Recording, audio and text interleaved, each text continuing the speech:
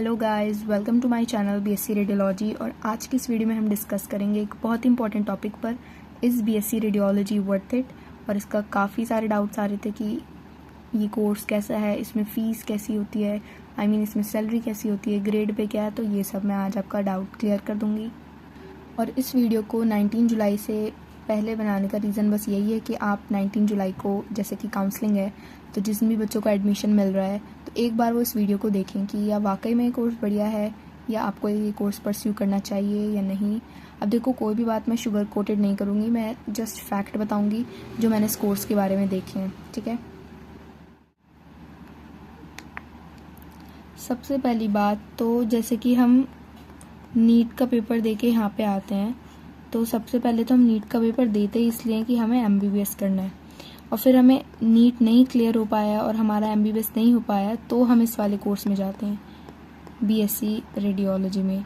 या फिर आप कोई सा भी कोर्स ले लो, सपोज़ हम एमएलटी ले लिया या फिर बीपीटी ले लिया, ठीक है, तो एमबीबीएस तो नहीं मिला तो हम ज़्यादातर ये कोर्स लेने के बाद, कोई सा भी कोर्स हो, इसी रिग्रेट में रहते हैं कि एमबीबीएस नहीं हुआ या फिर नीट नहीं हुआ। तो अगर आपने मतलब 2-3 ड्रॉप देकर आ रहे हो इस वाले कोर्स में तो फिर ठीक है, बट अगर आपने डायरेक्ट 12th करते ही आ रहे हो, आपने अपने आप को और कोई चांस दिया ही नहीं नीट क्लियर करने का कि शायद आपका एक ड्रॉप के बाद हो जाता, तो इसलिए आपको पहले एक बार नीट को और चांस देना चाहिए अगर आपको लगता है कि यस आप कर लोगे।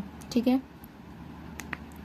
अब बात करते हैं कि एक तो उसमें डॉक्टर नहीं लगता, क्योंकि कुछ लोगों को इस डॉक्टर ना प्रीफिक्स से बहुत ज़्यादा प्यार होता है, तो इसमें कोई भी डॉक्टर जैसा सीन नहीं है, सिर्फ ये एमबीबीएस में ही लगता है। ये आपका एक नॉर्मल कोर्स है, इसमें आपको रेडियोग्राफर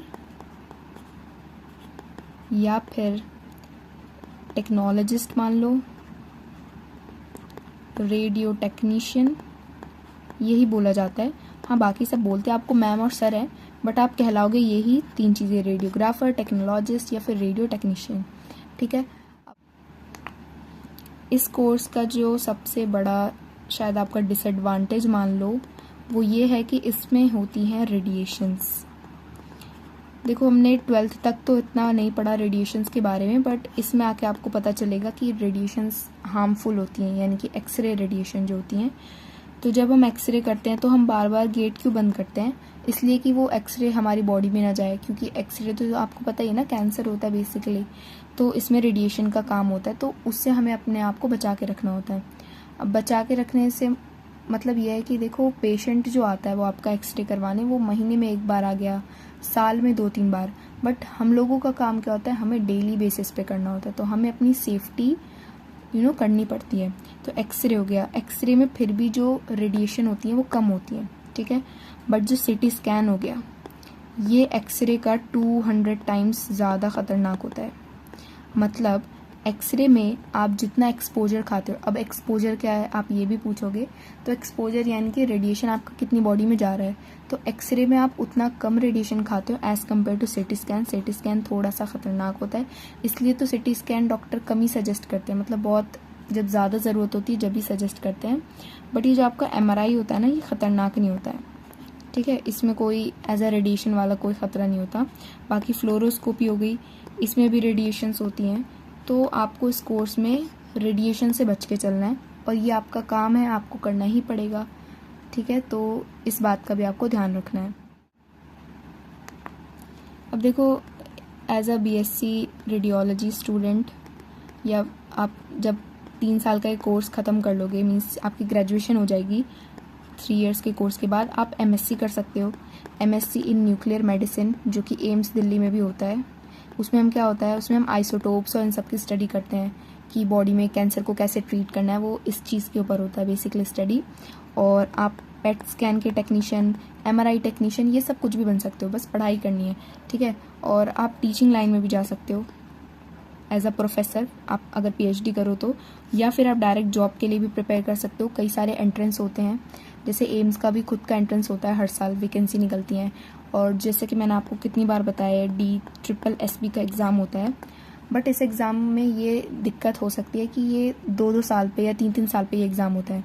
मान लो अगर आपका 2026-27 में कोर्स कंप्लीट हो रहा है, मान लो ये एग्ज़ाम हो रहा है आपका 28 में, तो 2 साल आप क्या करोगे? ठीक है। तो इस कोर्स में बस थोड़ी सी यही दिक्कत होती है कि जॉब मिलती है, जॉब लगती है सबकी, बट थोड़ी किसी की देर से लगती है, किसी की जल्दी लग जाती है। आप प्राइवेट में भी इस कोर्स को कर सकते हो, मीन्स आप प्राइवेट में भी जॉब अप्लाई कर सकते हो, बट वहाँ पे थोड़ा सी सैलरी कम होती है as compare to government. Government तो गवर्नमेंट ही होता है।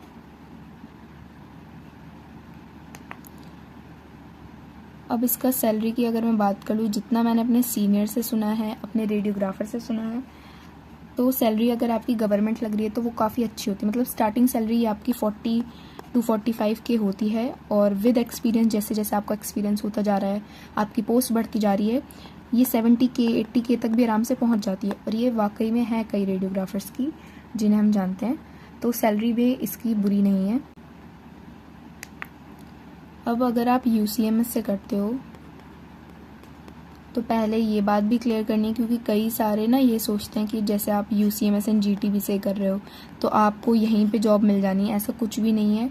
ये आपको इंटर्नशिप तक भी नहीं देते हैं, यानी कि यहाँ पे कोई भी आपको इंटर्नशिप नहीं मिलने वाली है, कोई भी तरह का आपको पे नहीं मिलेगा। यहाँ पे 3 साल का कोर्स है, आपको करना है और आपकी ग्रेजुएशन कंप्लीट हो जाएगी, आपको डिग्री मिल जाएगी। ये बात हो गई। अब बात करते हैं कि ये GTB से करना कैसा है। तो मैंने इसके ऊपर पूरी वीडियो अच्छी बनाई थी, मतलब डिटेल में मैंने सब शेयर करा था। आई होप आपने वो वीडियो ज़रूर देखी होगी। तो UCMS से देखो, अगर आप बाहर कहीं प्राइवेट करते हो ना इस कोर्स को, इस BSc रेडियोलॉजी को अगर आप बाहर कहीं प्राइवेट करते हो तो आपको एक्सरे मशीन तक देखने को नहीं मिलती है। और ये हमारे सीनियर्स भी हमें बताते हैं कि प्राइवेट में इस कोर्स की इतनी अहमियत नहीं मिलती है। मतलब आप मशीन पे यूज़ ही नहीं कर पा रहे हो तो क्या फ़ायदा। बट अगर आप GTB की बात करते हो तो यहाँ पे जो एक्सरे होते हैं ये सारे स्टूडेंट्स ही करते हैं। मतलब मशीन का सारा यूज़ ना स्टूडेंट कर पा रहे हैं, उस मशीन पे वर्क कर पा रहे हैं, पेशेंट से इंटरेक्शन कर पा रहे हैं। तो ये सब चीज़ें आपको प्राइवेट में तो देखने को नहीं मिलेंगी, वो आपको सिर्फ गवर्नमेंट में देखने को मिलेंगी। तो इस कोर्स को अगर आप GTB से करते हो तो ये फ़ायदा मिल जाता है कि आपको ना इस कोर्स को करना आ जाएगा, मीन्स आपको एक्सरे करने आ जाएंगे, पेशेंट लोड कैसा है, पेशेंट से कैसे डील करना है, तो ये सब आप गवर्नमेंट से करके सीख जाते हो। जब आप ऐसा फर्स्ट ईयर आओगे तो आप पे वर्कलोड भी बहुत ज़्यादा होता है, क्योंकि जो आपके सीनियर्स होते हैं क्योंकि उन्होंने भी पहले काम करा होता है, तो उन्हें तो थोड़ा रिलैक्सेशन मिलना चाहिए ना। तो आपको ये देखने को मिलेगा कि as a first year student आपको बहुत काम करना पड़ेगा, ठीक है। और ये जाहिर सी भी बात है, क्योंकि आपके सीनियर्स ने भी काम करा था तो आपको भी काम करना पड़ेगा। तो फर्स्ट ईयर में थोड़ा सा वर्कलोड ज़्यादा होता है, मीन्स आपको पोस्टिंग्स पूरी करनी पड़ती हैं। बाकी सेकेंड ईयर भी हैं आपके जो पोस्टिंग्स करते हैं, बट थर्ड ईयर में थोड़ा सा आके आपको रिलैक्सेशन मिल जाती है, क्योंकि फर्स्ट ईयर और सेकंड ईयर संभाल लेते हैं, एंड थर्ड ईयर ने जाहिर सी बात है पहले भी फर्स्ट और सेकंड में किया ही होगा। तो अब ऐसा होता है कि आप ना जब फर्स्ट ईयर में एक्सरे में आपकी पोस्टिंग लगती है तो आपको लगता है कि आपको सब आ गया है ना, अब एक्सरे करने तो सीख ही गए, अब डेली क्या ही पोस्टिंग करनी। सेकंड और थर्ड ईयर में बिल्कुल भी पोस्टिंग नहीं करनी चाहिए हमें तो, या फिर हमने फर्स्ट ईयर में ही एक्सरे करने सीख लिए कि कैसे पोजीशन लगानी है पेशेंट की या जो भी है, तो ये 2 साल और क्यों। पर देखा जाए तो ये स्टडी भी ना डिटेल में की जा सकती है अगर आप अच्छे से पढ़ो तो, क्योंकि एक्सरे की पोजीशन को भी पता होना चाहिए ना कि अगर हम नी का एक्सरे कर रहे हैं तो हमने पेशेंट को ऐसे ही क्यों लिटाया है ना, और नी में अगर हमने एक्सरे कराया तो नी के एक्सरे में कौन कौन सी बोन्स आपको दिखनी चाहिए, तो ये सब की भी तो पढ़ाई आपको करनी पड़ेगी ना इसमें। तो ये कोर्स है तो देखो इंटरेस्टिंग। इसमें हाँ एक बात और आपको बतानी थी कि सब्जेक्ट क्या है। तो बेसिकली ये पूरा कोर्स फिजिक्स बेस्ड है।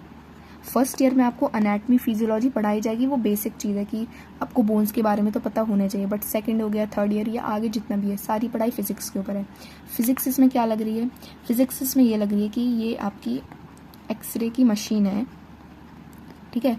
तो अब ये एक्सरे की मशीन में हमने KVP, MAS ये सब कुछ चीज़ें होती हैं, ये फैक्टर्स होते हैं बेसिकली। अभी आपको नहीं पता, मैं आपको ऐसा समझाने के लिए बता दे रही हूँ। KVP मतलब पोटेंशियल हो गया, kilovolt peak, MAS milliampere second हो गया। तो ये सब चीज़ें भी हमें सेट करनी आनी चाहिए इन द सेंस कि पेशेंट को डोज ना ज़्यादा मिले। मतलब अगर ये सारी चीज़ें ज़्यादा होंगी तो पेशेंट को क्या होगा, आपका डोज ज़्यादा मिलेगा उस एक्सरे एक्सपोजर का। तो ये सब को सेट करना भी हमें ही आना चाहिए, मीन्स मशीन वर्क प्रॉपर आना चाहिए आपको, ठीक है। जैसे कि हमने एनोड लिया तो हमने एनोड क्यों लिया, हमने कैथोड लिया तो कैथोड ही क्यों लिया, मीन्स कैथोड पे टंगस्टन फिलामेंट हमने क्यों यूज़ करा, ट्रांसफॉर्मर, जनरेटर, ये सारी फिजिक्स आपको इसमें पढ़नी है। तो अगर आपका फिजिक्स ही इंटरेस्टिंग सब्जेक्ट नहीं है तो आप कैसे इस कोर्स को आगे परस्यू करोगे, मीन्स जिसको बिल्कुल भी फिज़िक्स पसंद नहीं है। वैसे तो ये सारी फिज़िक्स न्यूमेरिकल बेस्ड नहीं, ये सब थ्योरी बेस्ड फिज़िक्स है। आई होप आपको ये वीडियो अच्छी लगी होगी। मैंने ज़्यादातर इसमें बातें शेयर करी हैं इस कोर्स से रिलेटेड, और अगर आपको और कोई डाउट है तो आप मुझे कमेंट बता देना। 19 जुलाई से पहले जो भी आपके डाउट्स हैं आप मुझसे पूछ सकते हो। थोड़ा लेट से रिप्लाई मिलेगा, बट मैं आपको जल्द से जल्द रिप्लाई करने की कोशिश करूँगी। And thanks for watching.